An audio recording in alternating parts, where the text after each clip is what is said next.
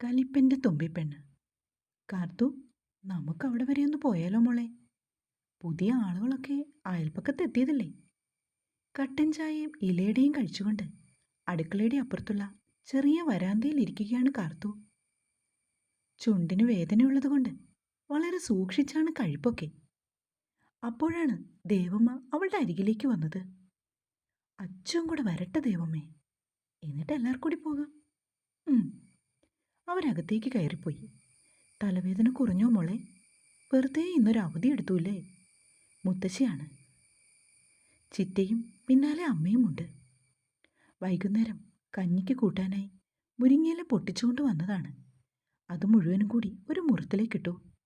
നിലത്തൊരു ചെറിയ പായ വിരിച്ചു. രണ്ടാളും കൂടി അവിടേക്കിരുന്നു. ഭയങ്കര തലവേദന ആയിരുന്നു ചിറ്റെ. കണ്ണുപോലും കാണില്ലാത്ത അവസ്ഥയെ. ചിറ്റയൊന്ന് ആലോചിച്ച് നോക്ക്. ഒരു പ്രകാരത്തിൽ അവിടുന്ന് പോരുമായിരുന്നു. അവൾ തേനിയുമായി അവരെ നോക്കി പറഞ്ഞു. ഇനി ഇവിടെ ഇരുന്ന അപകടമാണ്. അതുകൊണ്ട് അവൾ അവിടുന്ന് പതിയെ എഴുന്നേറ്റു തൻ്റെ മുറിയിലേക്ക് പോയി. നാളെ ഇനി ജോലി രാജിവെച്ചിട്ട് വരുമ്പോൾ ഇവിടെ നടക്കാൻ പോകുന്ന ഭൂകമ്പം അതെത്രത്തോളം തരംഗം സൃഷ്ടിക്കുമെന്ന് അവൾ വെറുതെ ഒന്ന് ഓർത്തു നോക്കി. റിക്ടർ സ്കെയിലിൽ 6-ന് മുകളിൽ തീവ്രത ഉറപ്പായും രേഖപ്പെടുത്തും. ഇവിടെ നിന്നും എങ്ങോട്ട് പാലായനം ചെയ്യും? ഓർത്തിട്ടൊരെത്തും പിടിയും കിട്ടുന്നില്ല. അങ്ങനെ പല കാര്യങ്ങൾ ചിന്തിച്ചു കൂട്ടിയിരുന്നപ്പോൾ അച്ചുവിൻ്റെ അനിയൻ നിച്ചു സ്കൂൾ വിട്ട് വരുന്നത് അവൾ കണ്ടു. കാർത്തു ഉമ്മറത്തേക്ക് ഇറങ്ങി വന്നു. തുമ്പി ചേച്ചി, ഇന്നൊരു സംഭവം ഉണ്ടായി. അവൻ ബാഗ് ഊരി അരഭിത്തിയിൽ വെച്ചുകൊണ്ട് കാർത്തൂനെ നോക്കി. പറയടാ, എന്താ ഇത്ര വലിയ സംഭവം? നമ്മുടെ കവലമുക്കി മുട്ടായിക്കട നടത്തുന്ന തോമാച്ചേട്ടനില്ലേ? ചേട്ടൻ്റെ മോള് ഞങ്ങളുടെ ക്ലാസ് ടീച്ചറായിട്ട് വന്നു. ഓ, ഇതാണോ ഇത്ര വലിയ സംഭവം? ഒന്ന് പോട ചക്ക. അവൻ്റെ കാതിൽ വേദനിപ്പിക്കാതെ ഒന്ന് കിഴുക്കിക്കൊണ്ട് അവൾ മുറ്റത്തേക്ക് ഇറങ്ങിപ്പോയി. കുഴച്ചു നിൽക്കുന്ന ഞാലിപ്പൂവൻ വാഴയാണ് അവളുടെ കണ്ണിപ്പെട്ടത്. തേമയാണോടാ? അവൾ നിച്ചുവിനോട് വിളിച്ചു ചോദിച്ചു. യൂണിഫോം മാറാനായി കയറിപ്പോയവനാണ്. അവളുടെ ചോദ്യം കേട്ട് തിരികെ ഓടി വന്നു. കാർത്തുവാണെങ്കിൽ ഒരു ഗോവണി എടുത്തുകൊണ്ട് വന്നു. വാഴയിൽ മെല്ലെ ചാരി. എന്നിട്ട് അതിൻ്റെ കുടപ്പൻ പൊട്ടിച്ചെടുത്തു താഴേക്ക് ഇറങ്ങി വന്നു. ശേഷം നിച്ചുവിൻ്റെ വായിലേക്ക് എത്തിച്ചു കൊടുത്തു. സൂപ്പറാണ് അല്ലേ ചേച്ചി? അവൾ കൈവിരൽ ഉയർത്തി കാണിച്ചു. അല്പം കഴിഞ്ഞപ്പോൾ അച്ചുവും എത്തി.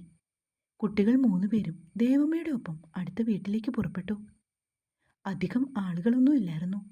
5-6 പേരെ കണ്ടുള്ളൂ. അച്ഛൻ അവിടെ ഒരു കസേരയിൽ ഇരിക്കുന്നു. വല്യച്ഛന് വീട് മാറിപ്പോയെന്നാ തോന്നേ.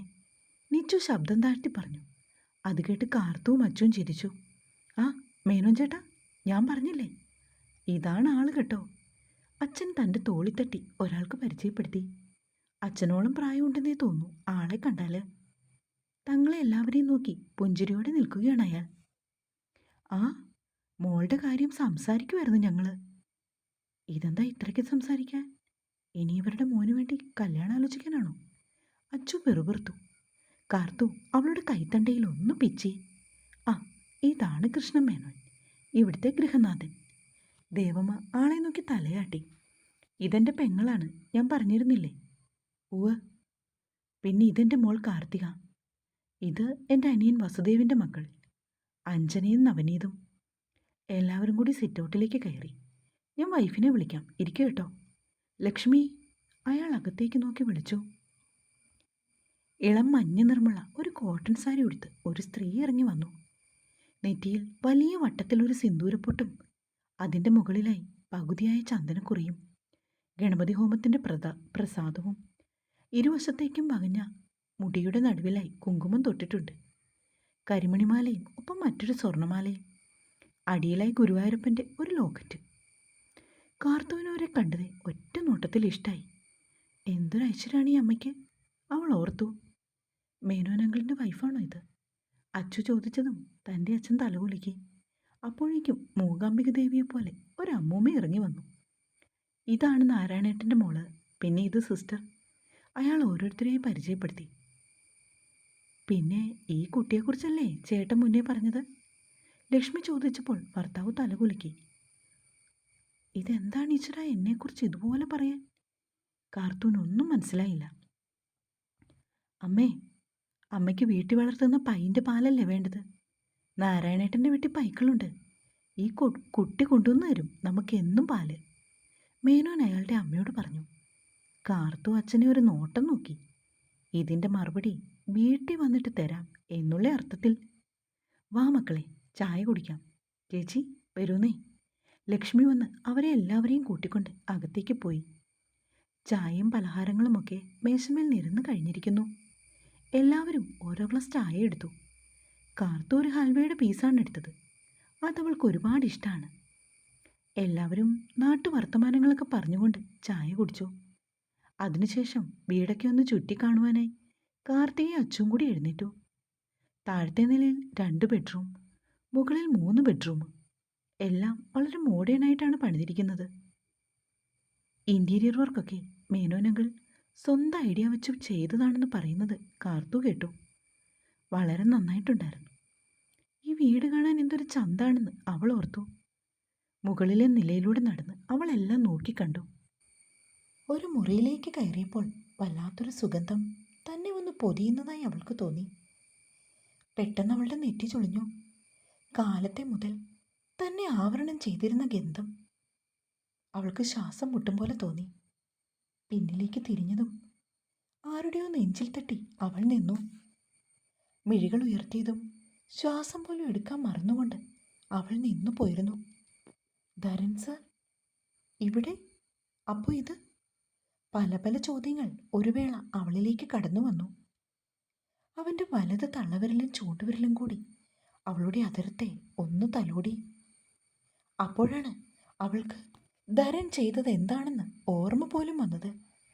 വേഗം അവനിൽ നിന്ന് അകന്നു മാറി. തൻ്റെ കവിൾത്തടം ഒന്ന് തടവിക്കൊണ്ട് ധരൻ കാർത്തുവിൻ്റെ അടുത്തേക്ക് വന്നു. പെട്ടെന്നവൾ വാതിൽക്കലേക്ക് ഓടാൻ ഭാവിച്ചതും അവൻ പിന്നിൽ നിന്നും അവളെ പിടിച്ചു വലിച്ചു. എങ്ങോട്ടാടി നീ ഓടുന്നത്?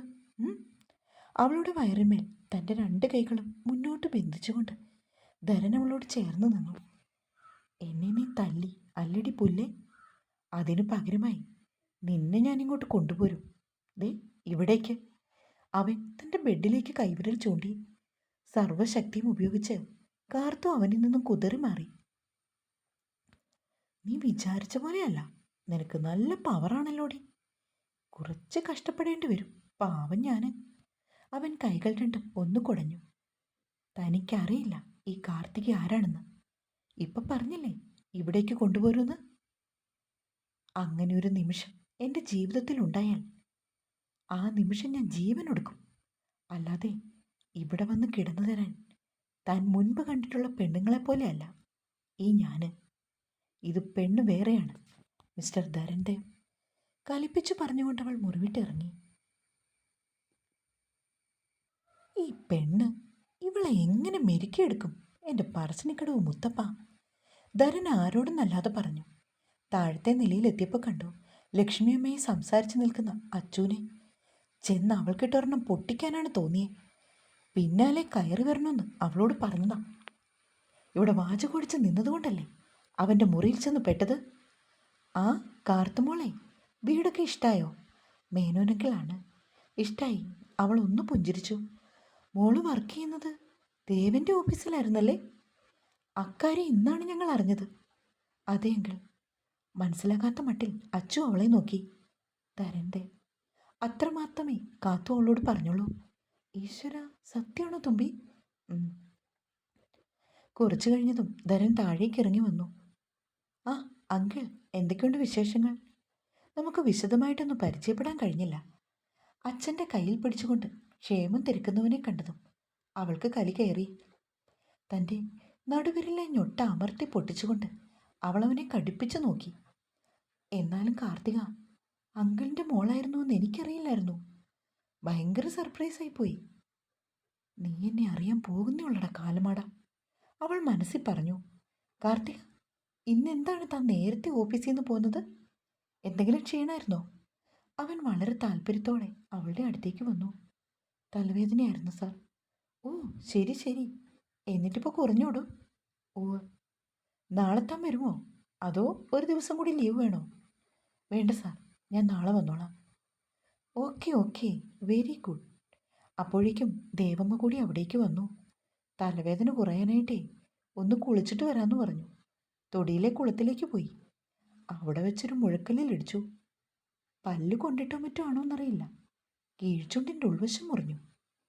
എന്നിട്ടും ഒരു വക കഴിക്കാൻ പോലും വയ്യാതെ വേദനയായിട്ട് കിടക്കുമായിരുന്നു. അയ്യോ, കഷ്ടായല്ലോ മോളെ. എന്നിട്ടിപ്പോൾ കുറഞ്ഞോ? ലക്ഷ്മിയമ്മ വന്ന് അവളുടെ അരികിലേക്കിരുന്നു.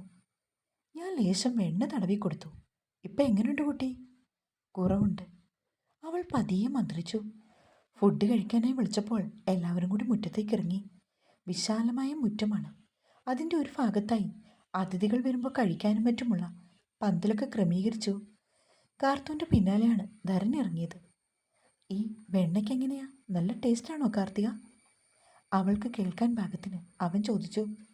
പോയി ടേസ്റ്റ് ചെയ്തോ. ഒരു സംശയം ചോദിച്ചു വന്നേക്കുന്നു. അത് തന്നെയാ ചോദിച്ചേ, ടേസ്റ്റ് ചെയ്തോട്ടെ എന്ന്.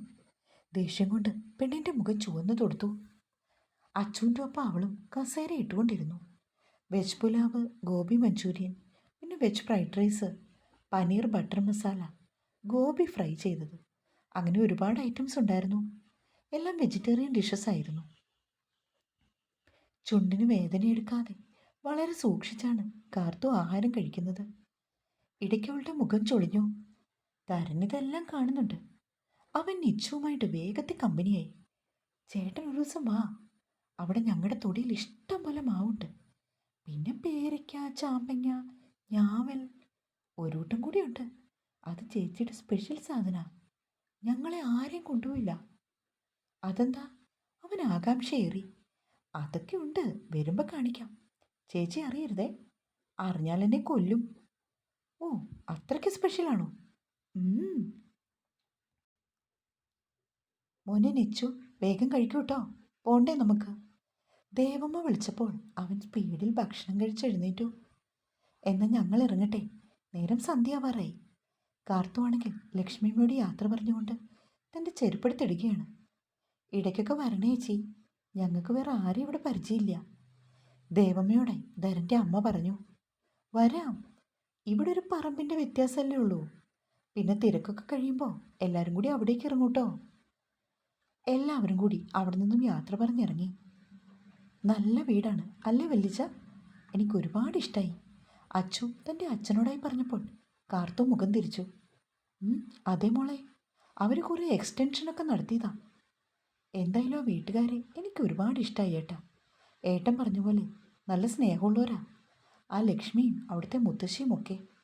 അച്ഛൻ പെങ്ങൾ വാചാലയായി. എനിക്ക് ഏറ്റവും ഇഷ്ടമായത് ആ ചേട്ടനെയാണ്. എന്തൊരു ക്യൂട്ടാണല്ലേ കാണാൻ. എന്നോട് വലിയ കമ്പനിയായി. വേഗം നടക്കടാ അങ്ങോട്ട്. നിച്ചുവിൻ്റെ തലക്കിട്ടൊരു കൊട്ടു കൊടുത്തുകൊണ്ട് കാർത്തു മുന്നേ നടന്നു. തുടരും.